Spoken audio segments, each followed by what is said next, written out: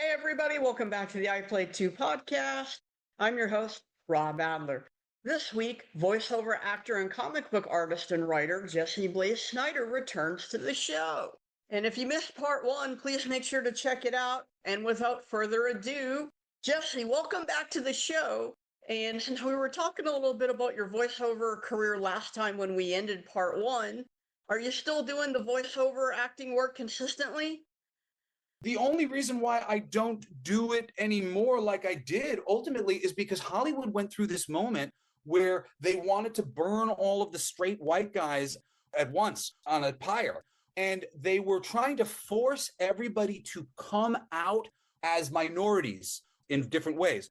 So technically speaking, I hate this term, but I am what you would call non-binary, which basically means I never really put a lot of weight in the idea that I was a guy and that other people are girls and I am a guy.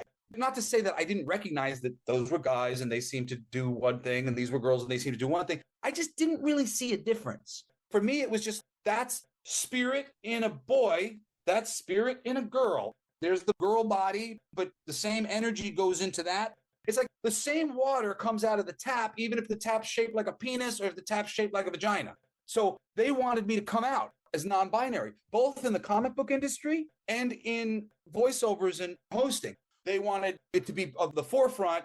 Jesse Blaze Snider comes out as non-binary, and they wanted me to play up that I'm an Ashkenazi Jew by blood, not a practicer of that religion in any way, shape, or form. My family had converted years ago, but the thing for me was just I work too hard at everything that I do to earn my place there. Speaking of working hard to earn your place, has it been hard to create your own identity with who your father is? My father's Dee Snider. My whole life, everybody was preemptively accusing me of riding his coattails before I went anywhere near them. That really bothered me because it was like no matter what I did, people were going to take the credit away from me. So the idea that now I'm going to get a job because I'm non-binary, what's the difference between that and I got a job because I'm Dee Snider's son? I didn't want a job for that reason yesterday. Of course, I don't want a job for that reason today. I want to get the job based on my merit. I've worked very hard to be one of the greatest comic book writers in the business. I want work because I deserve it. I don't want work because, I'm the right casting choice. They cast the writer and they cast the artist now. It's not about hiring the best person for the job. It's about casting the best superficial head to connect to the superficial idea. We've got a Black Panther book. Give us a black writer. Their thinking is so myopic and it so sets us back because empathy is being able to understand and relate to anybody no matter what they're going through. And the more they put it all on like the only person who can understand a black person is a black person. The only person who can understand a gay person is a gay person. Oh my God, man, that's so wrong and so depressing and limited. The idea that like, as a writer, I'm only allowed to write non-binary Ashkenazi Jews, or I'm only allowed to write what I'm perceived as a straight white male. I can only write straight white males. Like, that's just such a stupid idea. And nothing good has come of the way they have begun to do these things. And for me, that was my exit. At that point, I just said, I'm done with comics. I've been here. I've been pitching them. I have had the greatest ideas to help Marvel, to help DC. I set myself up to be a utility writer for them who would be additive to the toy box and would be somebody that would be helping them raise comics to another level, to be doing it at the highest level that some of the people were working on because I was paying attention, because I was aware of the continuity, because I was paying attention to the audience, and I knew what people wanted. And I was dying on the vine. 20 years of me having very great relationships with all of these different people, working for Marvel, working for DC, just not consistently enough. I need 3 monthly books to be generating enough income from comics to have that be my life. A few projects a year from a few different companies is not enough to live. And the amount of money that you put into pursuing comic books, to go to conventions so that you can meet editors and you can pitch stories, and the amount of energy in the pitching process, they will suck all that energy out of your face and they will never say, we're sorry. we're sorry that we made you write all these scripts on spec and all of these pitches and that literally it never went anywhere. It kind of sounds like there's a communication issue where one side is not speaking to the other directly. The problem is most of the people who you're dealing with, my brother Cody dealt with similar things in Hollywood. It's across the board. There is an insular layer between the creative people on the bottom and the money people at the top. And that insular layer, they are so nervous about losing their jobs. They often are losing their jobs. They're often being switched over to other companies, being rearranged in all different ways. And these people are always scared. They don't have time to protect me, to make sure that my kids aren't going to starve because I've been putting so much time and effort into this project that ultimately didn't go anywhere after 2 years of my life. I have a different story for every single one. There's so many different ways that these things can just frustratingly blow up in your face. I had what was called one of the greatest pitches to ever come into Marvel that was pitched in the Hulk office. I've gotten some really nice compliments over the years, but generally speaking, so many of my worst stories start with a really nice compliment. And this one is one of those things. And we're going to bring this pitch out at the Marvel Creative Summit because we think that's the best place to pitch it. At the time that I pitched this Blade pitch, it was called Blade and the Day Stalkers. Quote from Hannibal King on the cover, "What kind of idiots stalk vampires at night?" The email that I got back from them after this creative summit was so stupid. We're sorry. We went to go pitch it at the creative summit, but Blade had already been claimed by the X-Men office. And Victor Gessler is doing a Blade X-Men crossover, which did not work, did not bring Blade back, was not a good idea. My idea was taking all the stuff that was in the film, reinventing Whistler because you couldn't use Whistler because it was owned by New Line Cinema, and bringing the science fiction aspect of vampires into the science fiction heavy world of the Marvel Universe. And it was all about really just making that matter in a couple key ways. What does Hulk blood do to vampires? Fun little things like that. But turning something that in Marvel Comics had always been very magical and turning it into something very simply science fiction based. It was so good. It was really one of the best things I'd ever done. And I had concocted the whole thing knowing that the timing was right. They needed to bring Blade back. Nothing was going on. The last thing that they had done had failed. It wasn't the right choice. What they needed to do was this. And I put together what they needed to do, and I wrote it. And at the time I pitched it to them, 11 months earlier, nothing was happening with Blade. But they waited 11 months to pitch it, and then it had been handed off to somebody else. Earnestly, as a young man, I'm so excited. I'm finally going to get in the door. I'm going to turn some heads here. You know what I'm doing? People are going to love this. This is going to be my ticket. And nothing. And you know what happened to me? It took 2.5 years for each of my works at Marvel to come out. 2.5 years from when I did my Marvel Comics Presents for when it came out. 2.5 years from when I did my Hulk one-shot when it came out. I had a 2-issue Punisher script. I handed it to Joe Quesada. A long story about how this came about. But ultimately, me and my father ended up at Marvel because we had some connections. I had met Joe. Joe told this story about having met this rock star's kid. He wouldn't name the rock star. He wouldn't name me. And in this story, he reveals that basically my dad had bullied him. I think that Joe is mistaking my dad's bass player, Mendoza, for my dad. They looked very similar. They were about the same height. And Mark is classically a bully. He's often been a bully. My dad, less so. Maybe occasionally he's been capable of that kind of stuff, but mostly he doesn't really do that stuff. But Joe believed it was him. So I ran to my dad. I'm like, I'm never going to work at Marvel. Like, what did you do? My dad literally was like, legitimately, that's a problem. We got to fix this.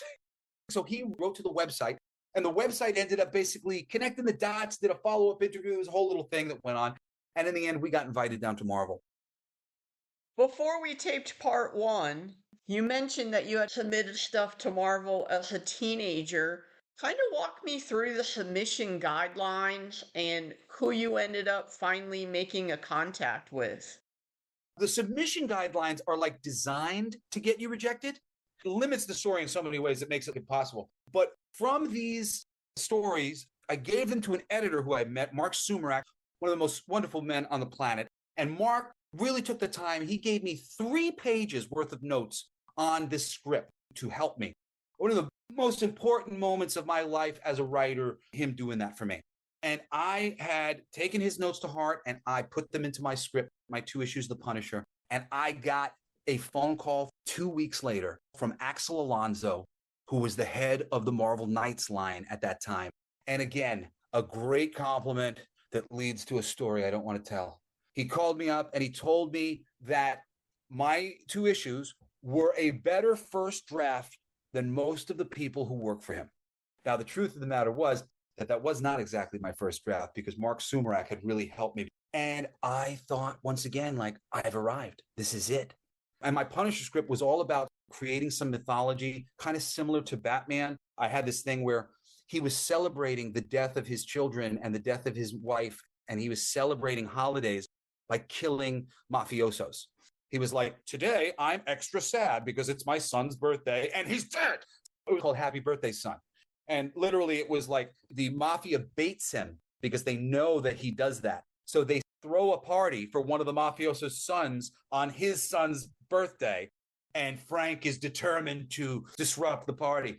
So it was very meaningful, very cool. In this story, even, I introduced a character named Mr. Hand who had a smiley face scarred into his face.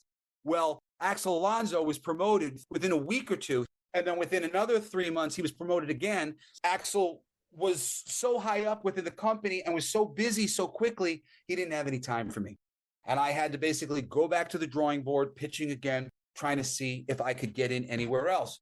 But in the meantime, Axel ripped me off because he got put onto Supreme Power. And Supreme Power was these DC characters from Squadron Supreme. And my Joker for the Punisher, my NSA officer, Mr. Hand, have a nice day, with the scarred smile in his face, was the inspiration for the Nighthawk clown with the scars in his face that was highly publicized on the second issue cover of the Nighthawk book, because it was a great, simple idea that all you had to do was look at it and go, that's a good idea. Well, flash forward and Heath Ledger's Joker comes out with the scars in his face, straight from my script to Axel Alonso to Axel on Supreme Power on the Nighthawk book, suggesting what that miniseries is going to be about. Because the editorial, they're the ones who have more creative control over what these stories are. And then they bring in writers to actually execute the shit. So very flattering and very cool. That idea ultimately ended up somewhere very major. And I was able to influence pop culture from afar, not even like getting in the door to have the gig. But there's so many more. Every single one of them are unique. And none of them is the subject matter, Jesse's not good enough at what he does. It's just all these weird timing things or weird licensing things or just stuff completely out of my control. And I was so frustrated for so long that eventually I just said, I'm going to do this myself. I'm going to build my own industry where we treat the artists correctly, where we treat the writers correctly, where people are paid right, where we care about them, where we're not just letting people be hung out to dry because they care enough to be pursuing it, and you don't care enough about them to be watching out for them in any way, shape, or form. And that's what led to my company, Blacklight District Studio, which our website is just blacklightdistrict.studio if you want to go there. Free comic books, free music, everything that my company's ever published, a bunch of comedy stuff like Fighting for Our Future was the sci-fi battle of the sexes in the future, Planet Glon. The women have built power armors to go out into the wilderness to try to collect sperm samples from the now Bigfoot-esque men, because the women and the men have separated 1,000 years ago and they haven't seen each other in 1,000 years. But now the women's cloning machines aren't working and they need to figure out how to procreate normally. But the men are asexually reproducing in the woods and they don't care about women anymore. So it's like a Wile E. Coyote cartoon between the lady in the power armor trying to get sperm, but the sperm donors are not interested. So no matter what she does, she can't get the sperm.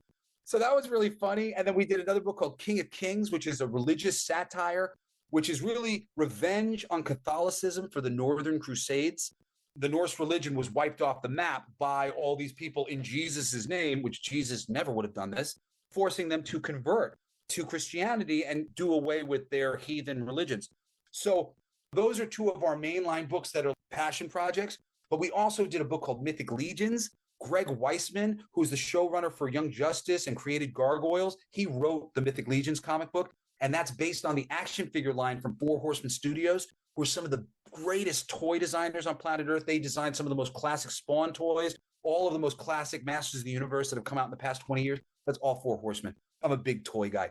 I was a big fan of theirs. And when they started doing this line, I was like, can I help you? Can I make something really cool for your thing to help you guys sell it as a cartoon, help you guys expand this thing? So with that and Blacklight District 6 Issues, which is our music comic book tandem, that came out through Image in 2016. And there's 6 songs and 1 comic book that goes along with each one. You follow the lyrics and the whole thing comes together. So that's really the basis for the company. In addition to Blacklight District, you're also working in a role with your family, right? I'm just grateful across the board because we've created a film company together called Defiant Films. And technically speaking, I'm the music supervisor, but we're all involved. And I'm working on the 3rd screenplay. The first one's based on something my dad wrote. And then the second one's based on a feature-length version of a short film my brother Cody and Shane wrote. And with this film company, all this music I make, all of these comics that I'm making, all of these people that I'm bringing in to make music and to make comic books, there's going to be a place to put it. And there's going to be stories that we make that they'd like to adapt into a movie or they'd like to turn into a show. And that's always been like a down the line kind of thing for me because I'm a comic book purist. And for me, it's really about making something that's truly wonderful, maximizing the unlimited budget of a comic book and never thinking about how would it be as a film? Because in a film, you got to worry about a budget. Comic book, you never have to worry about a budget. So never think about a comic book like a film or you're going to destroy your comic book when it could have been something way more magical and way more memorable if you just allowed the comic to be the comic and then allow any adaptation or anything that comes in the future and just let the medium speak for itself. So exciting time right now after a divorce and so many things.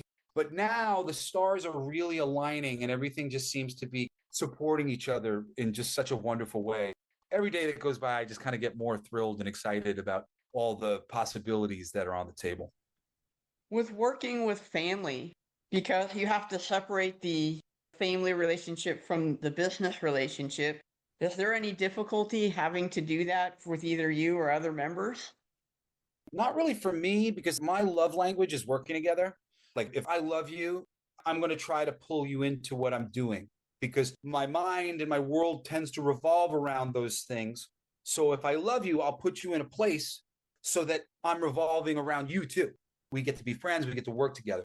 One of the reasons why I'm so in love with my girlfriend, Julie, she's a wonderful collaborator. Don't take this the wrong way. She's simple-minded, very smart, but simple in her thinking and how she approaches things. And I tend to be very complex, like overthinking things. She's not putting a ridiculous amount of thought into things.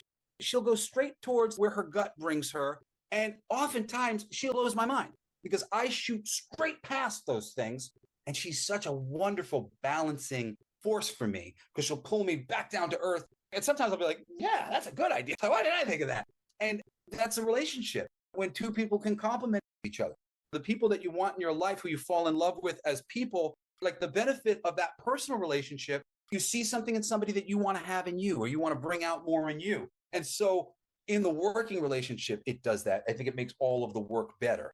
I think her and I are better creative people and all of our ideas are better because of us working together and being able to bounce ideas off of each other. So for the most part, no. I mean, like in relationships in general, I've had to learn to be really stoic and really have to change the way I handle things because in personal relationships, being too cooperative is a problem. Unfortunately, it trains the other people that you're dealing with to be lazy and to put the harder working parts of fixing relationships and making things better all on you, which is not good in a marriage when these dynamics are created. However, if everybody knows that I'm the boss, that's the perfect way to be in a collaborative relationship. I'm the boss, I have the final say, and I want us to come to an accord here so we're all happy. Since my goal is always for us all to be happy, and generally speaking, I'm working on the thing once I've been given we've all agreed, Jesse's boss, everybody's going to trust Jesse. I'm going to get us to the end here. Now let's do it. So it's really not a problem. It's only ever a problem when there's a mistaken idea about who the boss is, or somebody's not happy that this person's the boss. They want to be the boss maybe. But if everybody's accepted the parameters and you're somebody who's very amicable and cooperative, that's all you need, man. Would you happen to have an example or two of your family working together well? My family, we work together all the time. We've done so many things together. If you ever go back and watch our reality show that we did, Growing Up Twisted, it's really cool because you get to see us doing that. Case in point, there's an episode where my brother wrote a sketch called My Roommate Poseidon, and my dad plays Poseidon, and my mom does his makeup. He looks incredible. He looks like freaking Poseidon. He's got a trident. The trident was just this little rinky-dink plastic thing.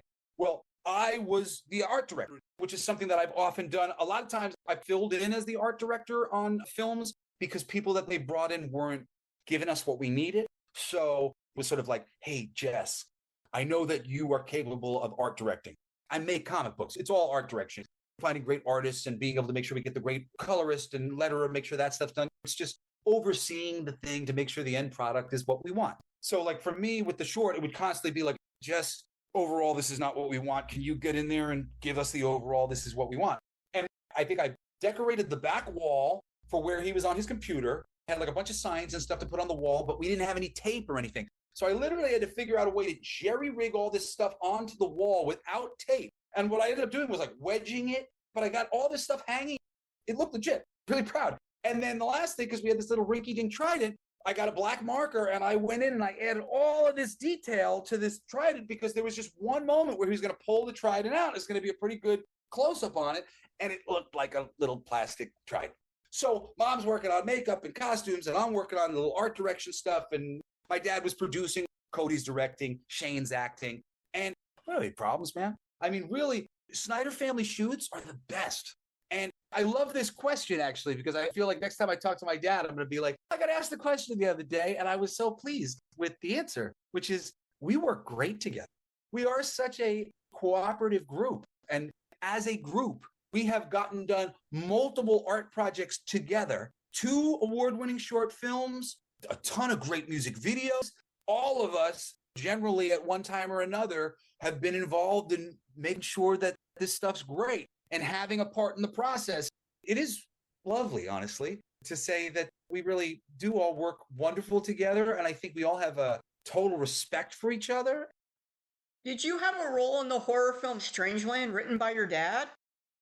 You're looking at the music soup. I picked 90% of the songs on that record.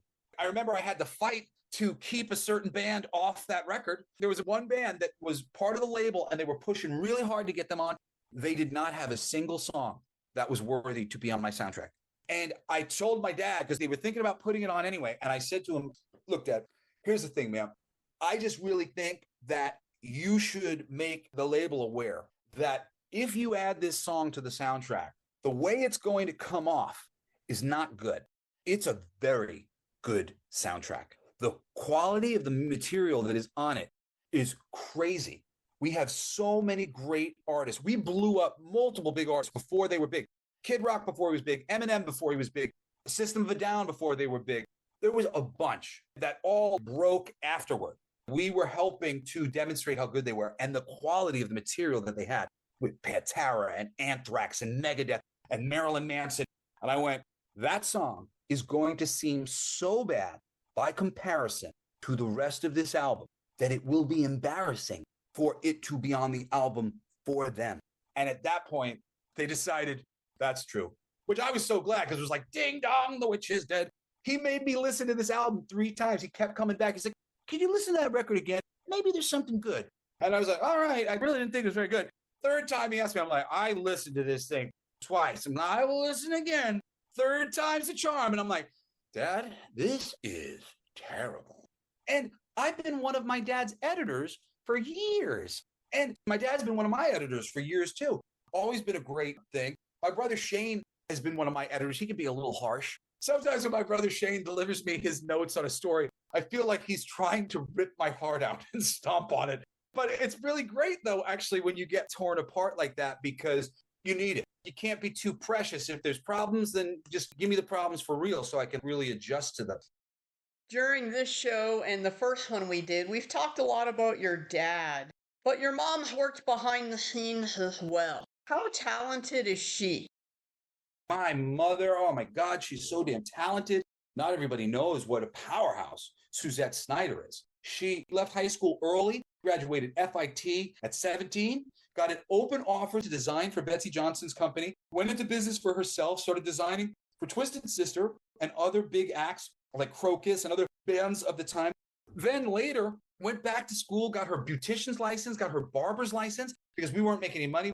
We had Chapter 11 bankruptcy, and she's working, sweeping floors at a hair salon and a barber shop, bringing home the bacon for the family. And then later doing makeup for all the press junkets that they would do for movies, where they bring in the main 3 actors, and then they have a whole bunch of different journalists come in and they do like a round robin bit.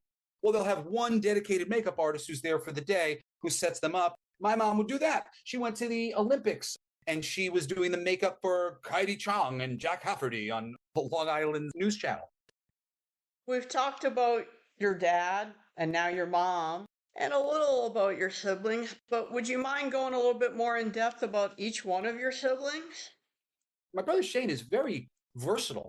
He's really done like a wide range of things, and he's really solid at all of them, from comedy and writing. He became a puppeteer, and Shane credited me for him thinking that puppeteering was cool. Going back to the Muppets, because I've been such a big Muppets fan my whole life, and I got to see my brother puppeteering at this comedy show. I'm like, it was super cool to experience that. And he's done tons of other little things behind the scenes. And then my brother Cody is just a brilliant filmmaker. They have a show that they produce now called Acid for Squares, which is like a psychedelic podcast for people who want to know the science behind plant medicine and things like that. My whole family's become very big supporters of the plant medicine path, ayahuasca, working with psilocybin. These are things that are very, very useful to help people grow their souls, get over depression, get over anxiety. I dealt with anxiety and depression for most of my life. This is probably one of the first conversations I'm ever having where there's not a drop of that in me anymore. But it takes a long time to get to that place. And the plant medicine path is what brought us there. And then my sister Shai, to wrap up the family, she has her own fashion business. She is incredible. She makes all this great designer stuff, very gothic. She really likes to make ugliness beautiful. At a glance, it's like, oh, that's scary, edgy. But when presented the right way, it's beautiful, it's lovely. She's covered in tattoos, tattoo on top of each other on top. Very messy, but it's this beautiful mess. So she's just really brilliant in that way. And very specifically, I think, trying to demonstrate to people the beauty that is in the madness everywhere. So I'm just blessed to be eternally inspired by and surrounded by wonderfully talented people who have so much to offer. I mean, I guess this is why I'm convinced of the Muppet Show's advocacy. Well, these people deserve your attention. And I know so many more. There are so many wonderful people on Earth who just have things to offer you. And I will be considering it a tragedy if I die without helping to unlock some of these people.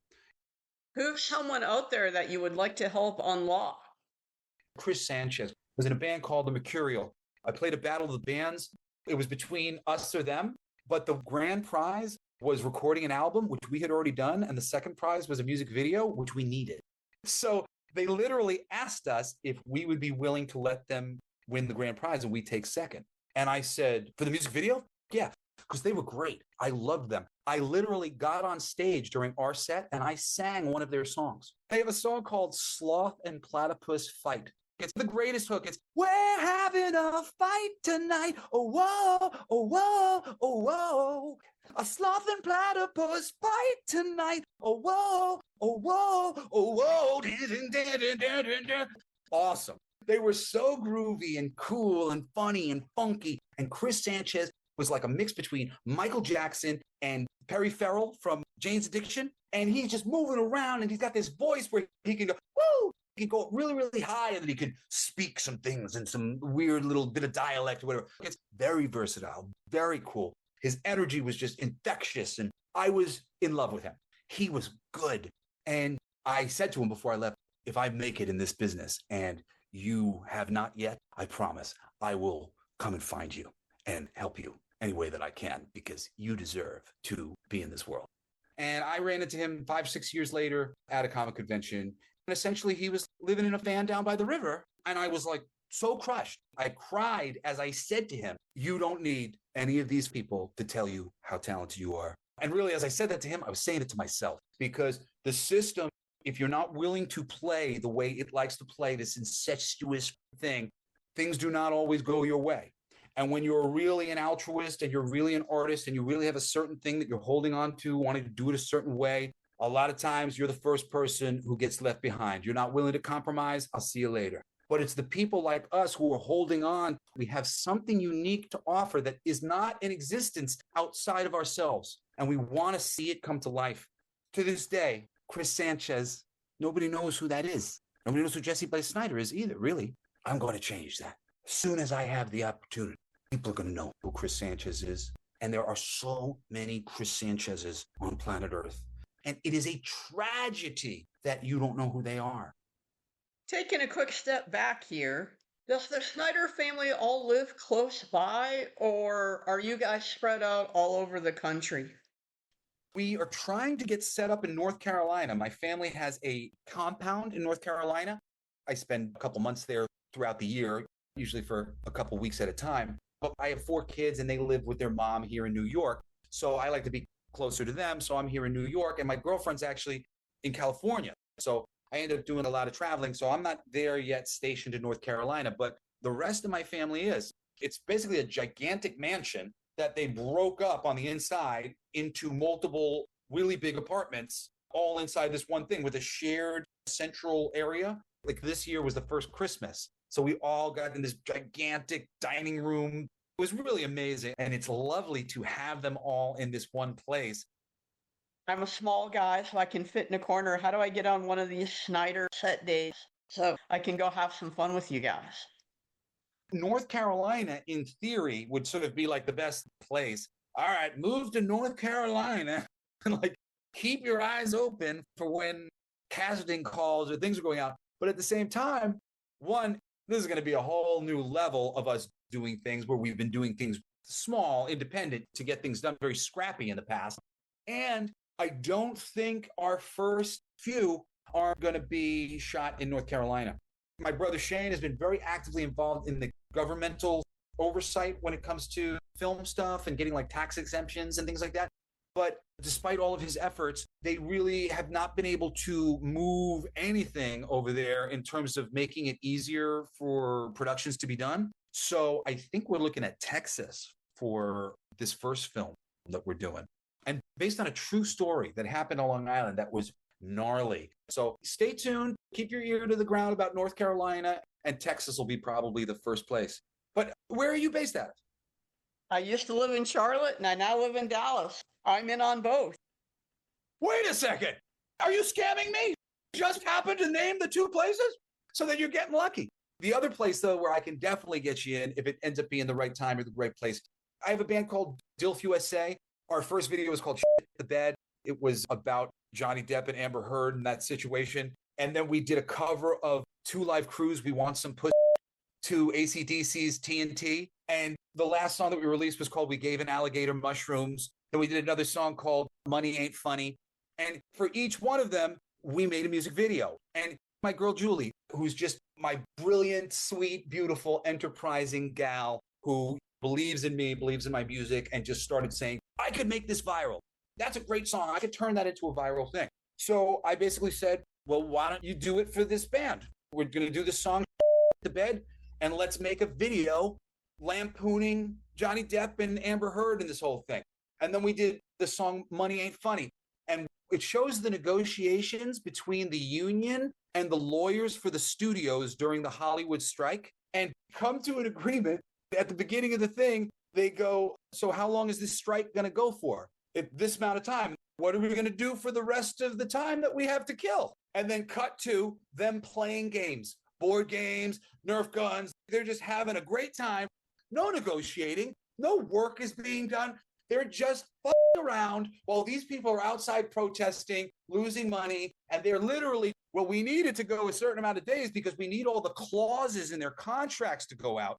So we need it to be extended long enough so that it affects Hollywood the way we need it to by we get all this money back that we laid out to some of these contracts. So they are all really, really, really funny.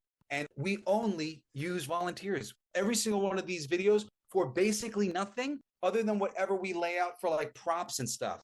And the best video that we did, our favorite, is Countdown to Christmas. And we went door to door and shot with 40 different fans of the band. And Julie and I, at least a dozen times, we went out and we would hit 3 or 4 houses at once, and we would go shoot at their doorstep, me knocking on their door, them answering, and get a response to the band who's going to be showing up Christmas caroling at their door in corpse paint. So the final bit was shot by my buddy Dave McAbee, and Julie produced while he shot me in front of the one setup with my guys behind me doing just one bit of us singing the Christmas carol, and then intercut every house that we went to. So we keep building lots of different ideas like that give opportunities for the people who are friends of ours and fans of the band to be a part of it, because that's the fun. This is so much of the stuff that I've learned from working with my family and how fun it can be when it's a nice spirit on set and people are cool and people feel included. You are welcome anytime, my friend. There's always room for our friends. So when you look ahead, where do you see yourself, let's say, when you turn 60? We're building empire. The head of the empire. This world needs a spiritual leader. I don't see anybody stepping up. I don't see anybody who has the cojones to even think like that, like Christ could come again. And it's not like he taught us something. He was there embodying something, embodying possibility. One of the biggest possibilities that I have rarely, if ever, seen in the entertainment industry is humility and a balanced ego. People get it all wrong, that you're supposed to kill your ego. You don't kill your ego. You bring your ego into balance. Your ego tells you what kind of ice cream you want to get. It's just your little gauge upon everything is equal. But for me personally, maybe I like bell-bottom pants. For me personally, it's a beard. Being perfectly comfortable with your personal choices and your personal preferences is a balanced ego, especially in conjunction with a full awareness of the oneness of all things. All of us are one pool of energy coming from this gigantic pool of organizing energy. Everything is being formed by the container that we're in, and we're just being separated in all these different shapes and configurations, but it's one thing. So if it's one thing and I hurt you, well, what did I do? I just hurt me. So I need to build all my operations in a way that will be beneficial to all of us. At the same time, I have to be selfish enough to do what's right for me, not in a way that's going to hurt anybody. And it becomes this little differential. There's like a 51% selfish, 49% giving, because you're the one ultimately who has to gatekeep for you. You have to be the last line of defense against what you want or you don't want, because you can't put that responsibility on other people. You need to be able to maintain you. And taking on that responsibility means sometimes I have to be a little bit selfish because I'm the only one who is capable of seeing in me everything that's going on. At the same time, that selfishness needs to be balanced with the idea that we're all one and I don't want to go out of my way to hurt you.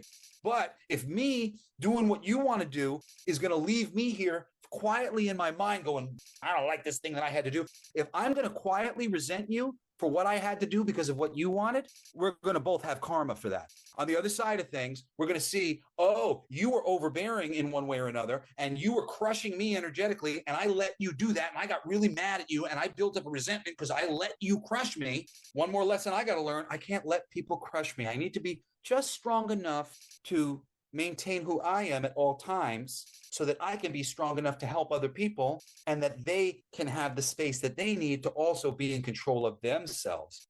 So much of this, it is about an energy. It's about Christ coming, seeing this turn the other cheek, and I'll leave it there. Since I'm not much of a religious guy, this almost sounds similar to a power. There is a power that you're given. Watching Batman do Batman things. It's an over-the-top example, but this man is together. He's got it planned out. He knows what to expect. He's never surprised or caught off guard. The anti-Batman is that if something goes wrong, you have to pretend like nothing went wrong.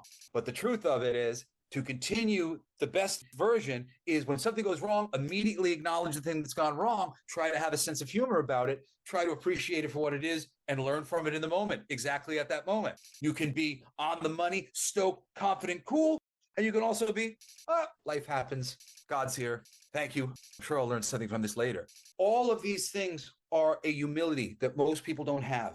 But the ability to recognize things for what they are from a very practical standpoint. And we need these leaders at the top who don't play these games. I'm not leading because I think I'm better than you and I want it to be my way. I'm leading because I don't see anybody else stepping up to the plate who's attempting to get us all where we want to go. We're all heading in the same direction. We want to find love. We want to find peace on earth. We want harmony. We want less death, less suffering. That's the simple baseline that we want. Why do you think mostly we're not at that baseline, and how do we get there? Most people are just sort of helpless to situations and circumstances and so many things. But it's the moment we get our minds together and really start believing what is possible. What came first, the chicken or the egg? The idea for both. Idea comes before form. Without the idea for the chicken, there's no chicken. Without the idea for the egg, there's no egg. Idea always comes first. So within the context of all these things, you need somebody who has enough faith to believe that harmony and balance and progress is possible. Most people are too connected to the fear of the worst case scenarios and too connected to their egos and their place in things. A long time ago, I was really connected to my place and things and my ego in a bad way where I didn't feel like I had achieved enough. I didn't feel like I had proved enough. I was very upset. The only way for me to prove who I was as a comic book writer is to write the definitive Batman story. So let me write Batman. There was some particular things that needed to happen in order for me to feel like I was a rock star. And until that happens, I'm not a rock star. But I'm a fucking rock star. I embody it. I can perform with the best of them. I can sing with the best of them. I can write with the best of them. I don't need somebody to come along and say, you, Jesse, are a rock star, and I am from BMI Records, so I can tell you. I don't need you to tell me that I'm a rock star. I know what it looks like. I know what it is. I've been training to be it my whole life, and I am really, really great at it. It's what I do. And I had to get to a place where intellectually I could evaluate my own work the way that I evaluated other people's work. Because for years, it was just, I don't know. Am I good? What do you think? And I'll tell you this, everybody was picking up on that energy.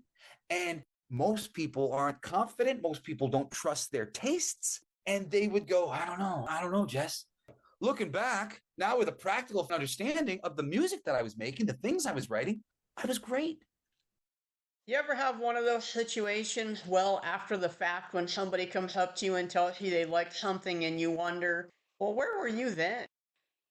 6 years or something like that after my band Baptized by Fire had broken up, some of the people who I respect and care about the most in my life all came to me separately to tell me how much they loved Baptized by Fire, how ahead of our time we were, and how great our songs were, and that they wished I hadn't broken up the band. And I was literally like, where the hell were you 8 years ago? Where I was suffering, literally agonizing over what am I supposed to do? I don't want to give up on this. I love my drummer. I love my guitar player. I like my bass player. I like this band. I really think we've made some great music, but it doesn't seem to be getting the response. People like this at clubs and stuff, but we weren't necessarily like building some huge audience beyond that. I mean, we were picking up people and stuff, but it wasn't catching fire in any way that I could quantify. Then we would go to a label and they'd be like, well, we're interested in signing you as like Banjo. That is literally the opposite of what I want to hear. Great. This is confusing me. And I didn't know what to do. And I broke up the band because I felt it was obvious that I was not proving to people what a great songwriter I was. So I went out to be a solo artist for a while, and I was working with all these pop writers in Hollywood. With every session, I would go in there determined to make myself the reason why whatever song we wrote was great. And I mean, I did that 99% of the time.